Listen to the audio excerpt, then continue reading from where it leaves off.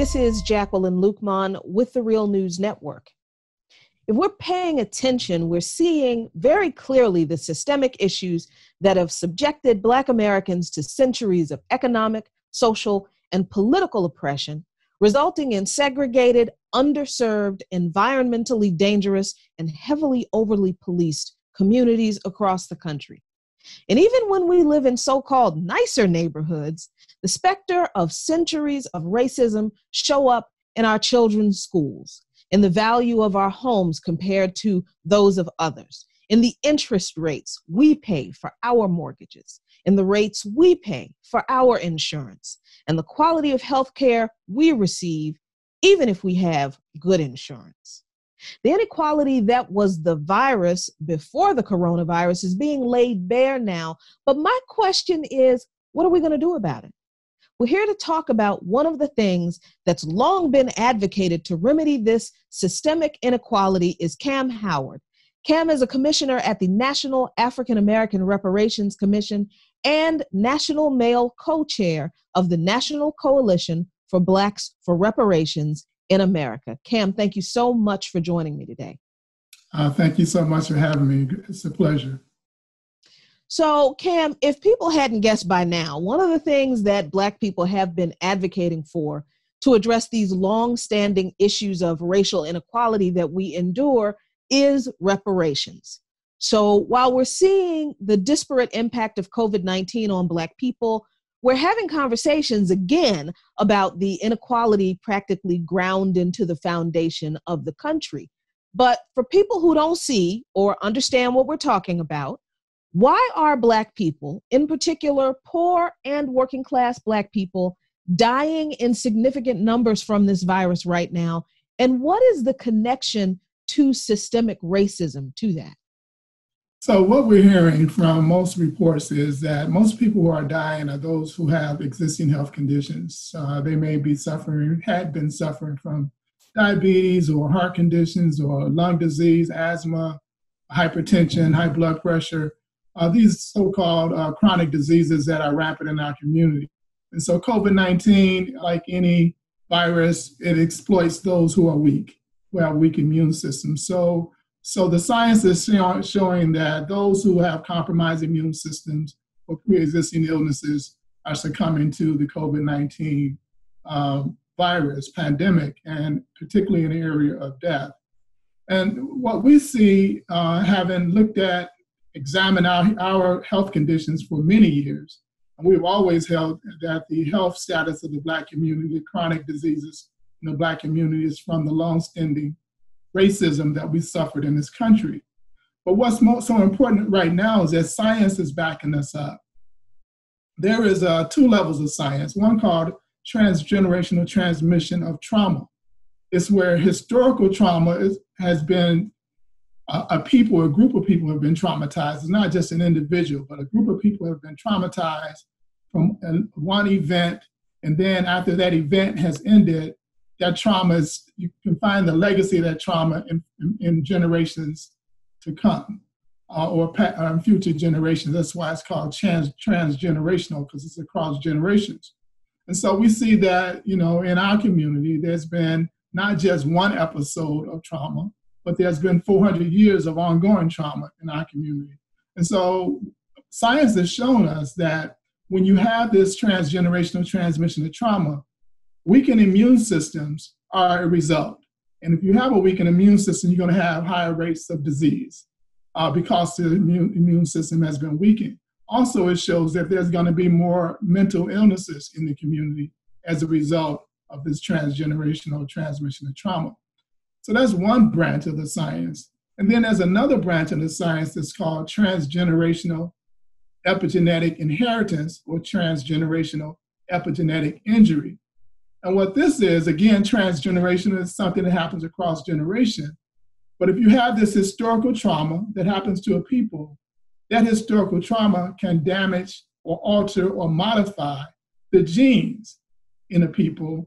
And those genes, altered genes, are then transmitted transgenerationally for future generations. And again, those altered genes tell the gene to express itself as illness or express itself as an autoimmune disease where your body attacks itself, or where your body is supposed to kick in and prevent things from happening. It doesn't happen. And so again, you see these very, very high rates of chronic disease in our community as a result of the enslavement, as a result of the Jim Crow, the lynching, as a result of the ongoing police terror. Every time we look in the news and see one of our brothers or sisters abused by the police, what you're doing is adding on to the existing trauma, and you trigger the damaged DNA to cause these illnesses and a weakened immune system, et cetera. So it's ongoing. And so the COVID pandemic is putting a highlight on the bad health conditions of our community, and those bad health conditions are a direct result of the atrocities that have been committed against us for 400 years, from which reparations are due. So, I mean, the question comes to mind now because I'm listening to the voices of people who I've tried to have this conversation with, and I'm listening to their rebuttals. Well, these sound like lifestyle changes. If people would just eat right and exercise, then they would be healthy and they wouldn't have these kinds of issues. What's your response to people who believe that the chronic health issues that many in the Black community face is not a result of transgenerational trauma, but is actually a result of poor lifestyle choices, as the Surgeon General of the United States alluded to a few weeks ago? So what we understand, again, about this science, and it's a new science, about 20, 25 years old. So a lot of people, even the Surgeon General has no idea. Most of your doctors have no idea of this science of transgenerational epigenetics. You might find one in 1,000 that may have heard of it. So it's not something that, the majority of healthcare practitioners are going to be aware of because it's a new science. But one of the things we found out, this science has also told us in the area of diet, if you shift the people from where they had lived and they ate a particular diet, and you take them to somewhere else, like in the case of a famine and people have to move to another society, or in case of a war, you have these refugees that take them to another society. What science found also, is that this also can have a transgenerational epigenetic effect, an epigenetic effect on the genes, which again is transferred generationally. So we were removed from the African continent. We had our own diet prior to being removed from the African continent. We were brought here. We were fed primarily cornmeal in the form of grits, some type of meal, and bad fats. We were given a chunk of fat, and then we tried to mitigate this bad diet by putting some type of protein into our system. Our ancestors were genius, and they created, they took the pig tails and the pig ears and the pig intestines and the pig feet, and they created a supplement to this poor diet that they were getting, which had no protein. And so that diet, we had to understand that for 246 years, we existed on a deficient diet. Very few nutrients in the vitamins or minerals in the vegetation that we were fed. Poor protein and high concentrations of fats for 246 years. And 100 years after that, we began to put a lot of vegetables into our diet, but we still had that history of those poor fats and that poor protein. And now today, you see that because of the food deserts, we have less access to vegetables. And so now we're on this one carbohydrate. In the past, it was corn. Now it's French fries or potatoes. We have these meats, the chicken and the fish and all these other fast food items in our community because of the poor food desert situation. But even still, the DNA was damaged from the 246 years of enslavement and a poor diet. And so that is the foundation of the likelihood for these chronic diseases to take place when we talk about cultural habits and the way we eat. But we have to look at the likelihood that we can get fresh fruits and vegetables in our community as well. So, you can say it's cultural, but the cultural is based on the crimes that were committed against us for 246 years of enslavement and 100 years of Jim Crow segregation, and the ongoing crimes that are still being committed against us. So it still has a scientific basis of damaged DNA, damaged modified genetic code, which again produces a weakened immune system and the likelihood for all these diseases to occur. I mean, I think that is absolutely fascinating, because I'm thinking of traditional African diets, which are usually rich in the same kinds of foods. They're canned, yams and greens, some type of greens, and right. Meat is present in African diets. However, they were a different quality, a better quality of food. There were not as many preservatives, not as much salt. And so we had to use what was given to us in a culture that was manufactured for us. But now we're looking at policy dictating still what food we have access to. And I think that's a very fascinating line throughout history that we need to be very clear in connecting. So I appreciate that explanation. But Cam, these are issues that have been raised time and time again, only to be met with, not just, scorn and ridicule from your basic American who hears about it, but also to be met with some kind of piecemeal or completely insignificant policy that doesn't address these issues. And then people will incorrectly claim that some of the policies and programs that have been implemented, like welfare and the Affordable Care Act, are actually reparations.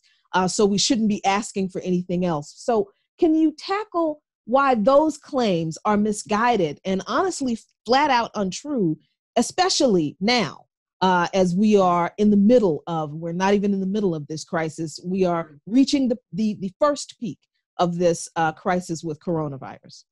So first of all those social programs were for this entire society. They weren't designed to address the harms committed against us as a people. They were designed to make things better for the American population who was going through certain crises, whether there was the Depression or whether there's other things that they were going through. So there's always been a disproportionate effect on people of African descent, even on neutral public policy. We always benefit much less from neutral policy, and those who need it less benefit more.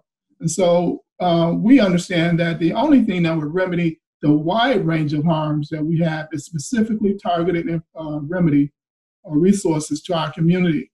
When you look at the health status, and we're gonna, most people are focusing on the health. We are different than everybody in this country.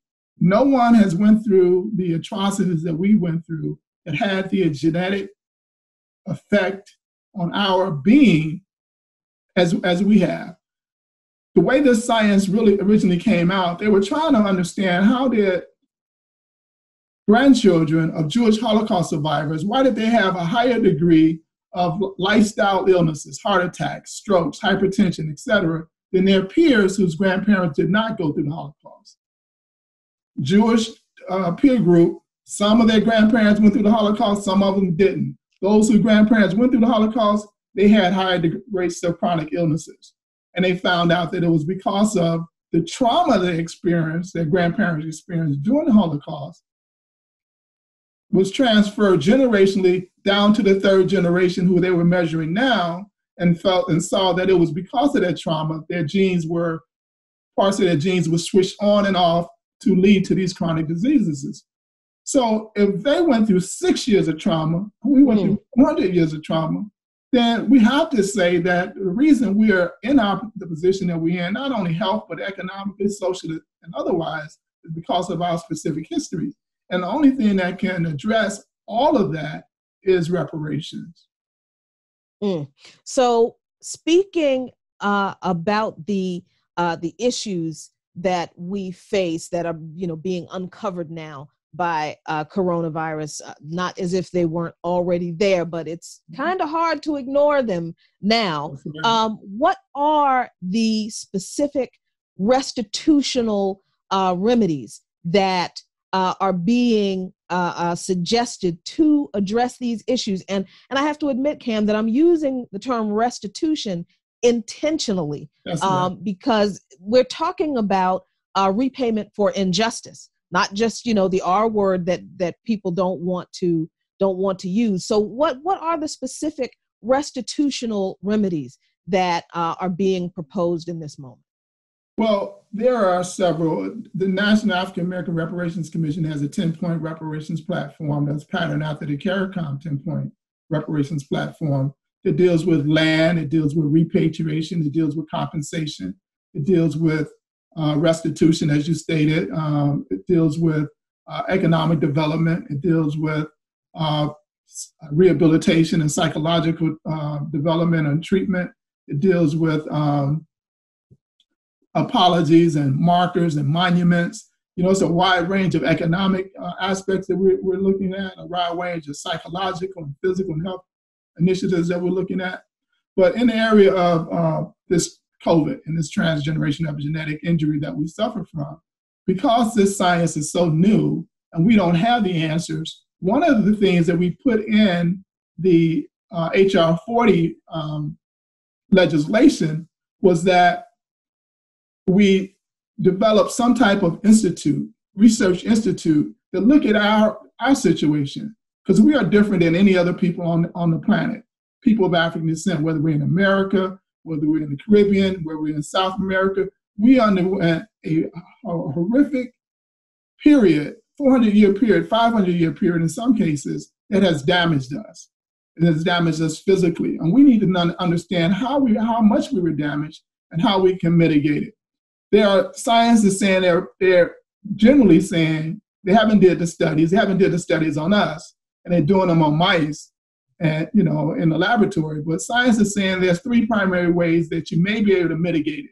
And when we talk about mitigation, we're talking about neutralizing the effect,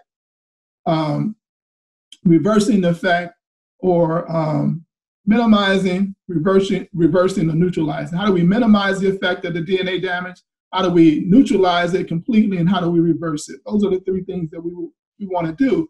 And we have to have research institutions, hundreds of millions of dollars to do this research. This is very expensive research to understand how we can mitigate, neutralize, minimize, or reverse the damage to our DNA. Now, science is saying there's possibly three ways in which you can do that. One is through diet. We had a survival diet during enslavement. That's when we put together those delicacies out of the pig. And we survived off that. And we are here because of the genius of our ancestors who survived off that diet. However, we need a new survival diet as a people. And what that is, we have to be able to broadcast it. We have to be able to teach it. We have to be able to train our youth how to prepare meals in this diet, because we need a new survival diet. Nutrition is another way. There are certain vitamins that we know we need, and that just like they had this government cheese program in the 70s and 80s where the government gave out all this cheese, the government needs to give Black people vitamins. We need vitamin C, we need vitamin D, we need NAC. We need these main vitamins that will address our immune system and that will retard and minimize, and a B complex. In mice studies, they know that a B complex in these mice reverse the injury. And so these are things that the government should do right now, especially in the area of this COVID. And also lifestyle, meditation, sleep. So meditation and sleep are really good ways in which we can begin to deflect the amount of stress that we receive as just being Black in this country.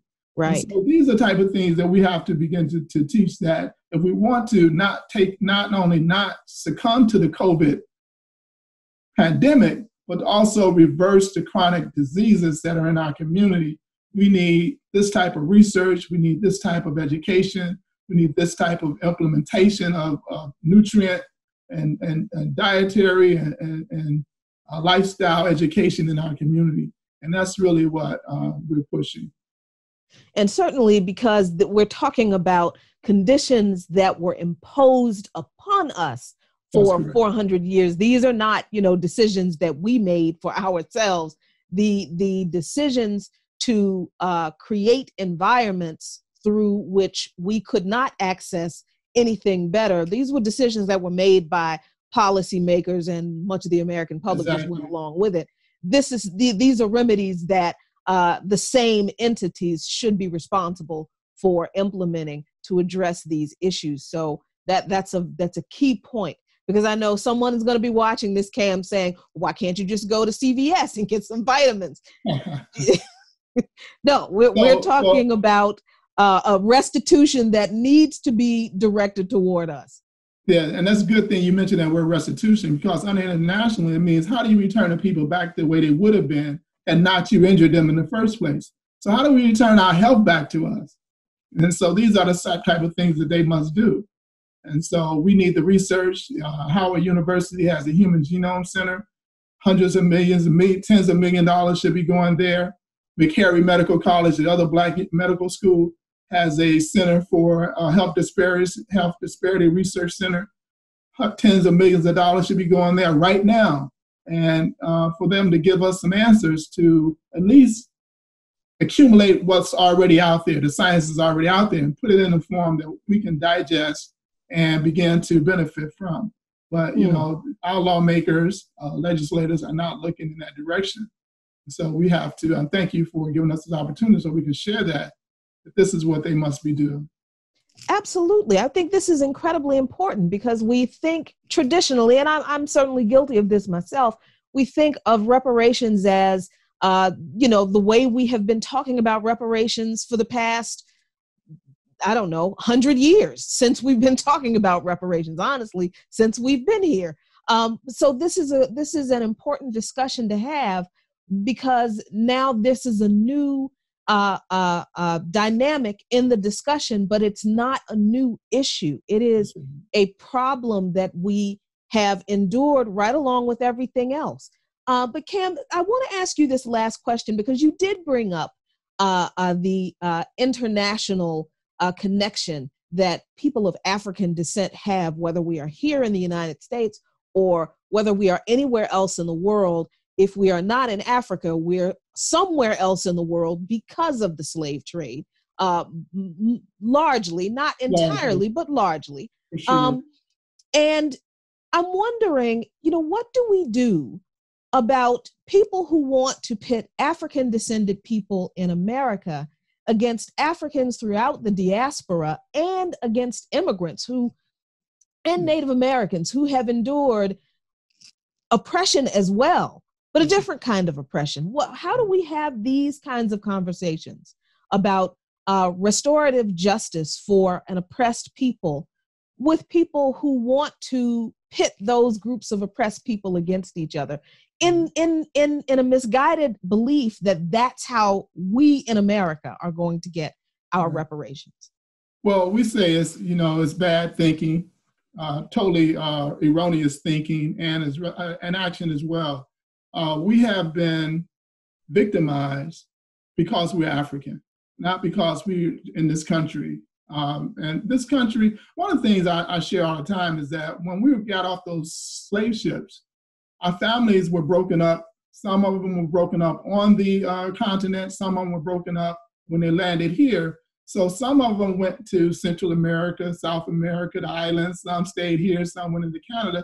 We don't know who's our brothers and sisters, literally what bloodline we have. That's one of the injuries that we suffer from. We can't trace who our brothers and sisters are. And so we have brothers and sisters in Jamaica and Caribbean that if we trace our DNA, they go back to the same village. We're all family, and we've all been injured. And so we all are fighting for the same type of remedy that will heal us all.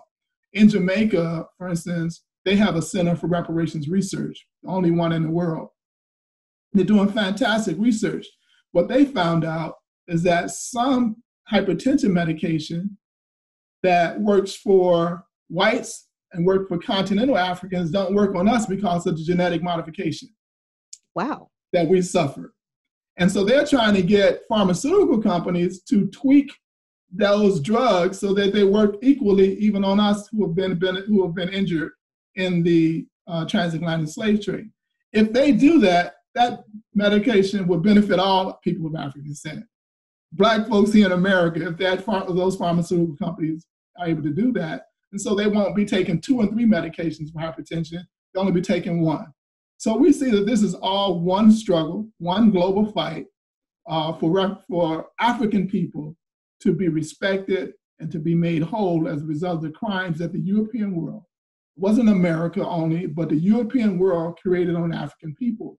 And so to divide it up is erroneous, is counterproductive.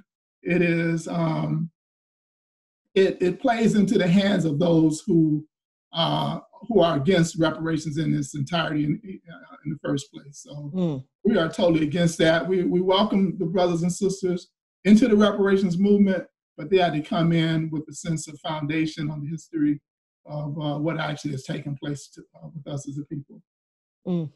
So now that people have a better understanding, hopefully after this segment of reparations and the need for reparations, especially as we are in this moment dealing with COVID-19, how do people get involved in advocating for restorative justice for people of African descent?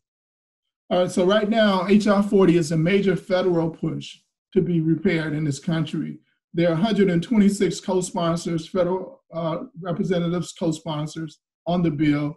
Congresswoman Sheila Jackson Lee has done a fantastic job pushing the bill. She wants to get 150 co-sponsors before she brings it out of the Judiciary Committee to the House for a vote on the House. We know we can get it out of Judiciary. It's the first time in history that we've been able to get it to this point. But we still need those other 24 or so co-sponsors. So if you have a congressperson, Democrat, Black, white, Asian, or Hispanic who is not signed on, then that's your job to get that person signed on, no matter where you're at, to move this forward. There's a lot of local reparations actions going forward as well. And so work with your local congressperson, your local state rep or state senator, or your local alderman or mayor, and get them also to engage this. Because what we found out during the civil rights movement, the more local action you have will push federal action. And so we're pushing local reparations in order to push the federal needle as well. So get involved, join NCOBRA, National Coalition of Blacks for Reparations in America. You can go to NCOBRA online, NCOBRA online.org, and you can sign up. You can register, become a member, and we can plug you into a chapter or a region within your area so you can get active in the struggle. Well, Cam Howard, thank you so much for joining me today to shed some light on this issue that will not go away, nor should it, until the demands are met. So thank you so much for joining me today. Thank you so much for having me. Greatly appreciate it. And thank you for watching. Remember, be safe, be well, be informed. This is Jacqueline Lukman with the Real News Network in Washington, D.C.